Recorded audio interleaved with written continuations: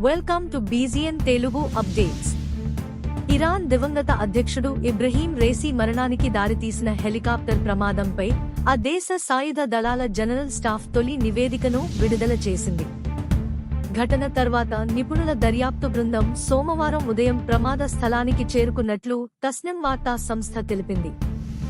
నివేదిక ప్రకారం హెలికాప్టర్ ముందు నిర్ణయించిన మార్గంలోనే ప్రయాణించింది.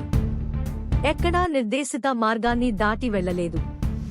ప్రమాదం జరగడానికి దాదాపు 90 సెకన్ల ముందు కూలిన హెలికాప్టర్ పైలట్ కాన్వాయ్లోని ఇతర 2 హెలికాప్టర్లను సంప్రదించారు.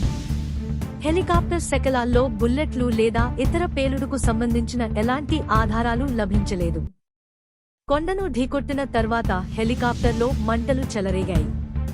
ప్రమాదం జరిగిన ప్రాంతంలో పొగమంచు, అత్యల్ప ఉష్ణోగ్రతల కారణంగా సహాయక చర్యలు ఆలస్యమయ్యాయని నివేదికలో తెలిపారు. రాత్రంతా గాలింపు కొనసాగిందని, స్థానిక కాలమానం ప్రకారం సోమవారం ఉదయం 5 గంటలకు డ్రోన్ల సహాయంతో ఘటన జరిగిన ఖచ్చితమైన ప్రదేశం తెలిసిందని పేర్కొన్నారు. హెలికాప్టర్ సిబ్బంది, వాచ్ టవర్ మధ్య జరిగిన సంప్రదింపుల్లో ఎలాంటి అనుమానాస్పద సంభాషణలను గుర్తించలేదని తెలిపారు. పూర్తి స్థాయి దర్యాప్తు తర్వాత మిగిలిన విషయాలు వెల్లడిస్తామని అన్నారు.